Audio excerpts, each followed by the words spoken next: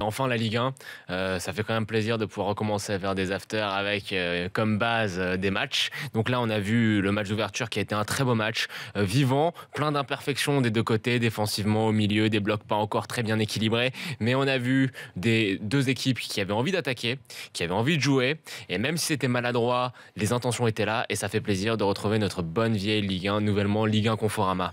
Le deuxième point, c'est que Monaco a du stock, le stock monégasque. Pourquoi quand on regarde l'équipe monégasque ce soir, il n'y a pas tant de changements que ça, il est vrai.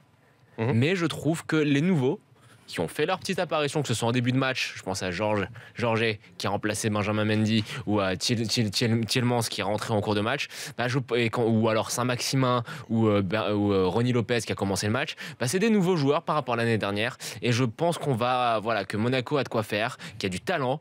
Georges a fait un super match, je trouve, alors avec encore un petit peu de temps pour se mettre bien dans les chaussons qui étaient ceux de Benjamin Mendy auparavant. Je pense que on a beaucoup gossé de la perte de Mendy pour Jardim, mais je pense que par exemple Georges va faire la maille très très bien. On peut pas dire qu'il fasse un grand match. Je regarde ses stats, elles sont quand même bonnes. Il fait un match très très correct. Après, le positionnement, il y a une chose qui m'intéresse. Mbappé, même si là il est meilleur côté gauche aujourd'hui, il doit être capable aussi quand même d'être meilleur que ça dans l'axe. Après qu'on trouve une autre solution, tant mieux. Mais moi je pense que Mbappé c'est un attaquant, enfin au sens c'est un joueur clair. d'axe, je pense. Donc quelque part. Ouais, voilà. Enfin je veux dire qu'il doit être capable contre Toulouse. De faire en sorte qu'à mi-temps on dise pas Mbappé, on peut pas le faire jouer devant, tu vois, à deux quoi. Donc il a pas effectivement, c'était pas la grosse note. Maintenant. Premier match, début de saison. Premier match, et puis surtout tout ce qui est autour de lui. C'est dur, rappelons. Et puis, ouais, exactement ce que j'allais dire. Il est jeune, il a 18 ans, il va avoir 19 ans dans quelques mois. N'empêche que là, tel que c'est.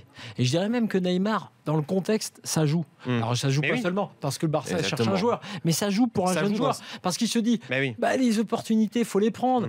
Maintenant, est-ce que je dois rester là? Les autres sont partis. Enfin, je dis les autres, c'est des méchants parce qu'il en reste plein de bons. Mais moi, je comprends aussi qu'au moins, dans l'esprit, ils se disent. Est-ce que je suis bien là? Ça ne veut pas dire j'ai le melon, la Ligue 1 n'est pas assez grande pour moi. Mais n'empêche que tu es obligé, si tu es Mbappé, de te poser la question. T'as l'impression que là, il y a un alignement des planètes parce que t'as un directeur sportif qui a géré des cas, des départs notamment, qui étaient mal embarqués, comme ceux de Sirigu, où on était en gros trop généreux avec eux, etc. Puis derrière, qui recrute, et après, qui prend Neymar. Mais Neymar, qu'il soit à 220 ou à 340 millions, ça change pas grand-chose pour le Paris Saint-Germain. Après, le truc, plus généralement, que j'entends et qui est bien, c'est que là, tu es quand même dans une dimension qu'on n'a jamais connue. C'est-à-dire que franchement, on peut dire ce qu'on veut, mais Cavani, pour tous les spécialistes de foot, Cavani est un excellent joueur. Il n'y a aucun débat là-dessus. Top joueur.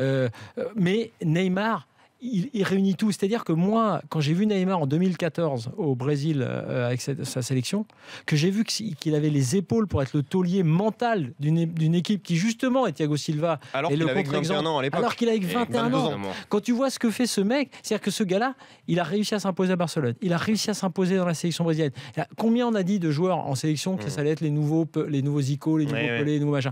Moi, je dis juste, regardez la Coupe du Monde 2014 et là, tu as compris que tu avais affaire à un crack. Que ce crack-là, mieux que Messi et Ronaldo pour des raisons d'âge, puisqu'il n'a que 25 ans, arrive en Ligue 1 et au PSG, pour moi, il n'y a pas de débat.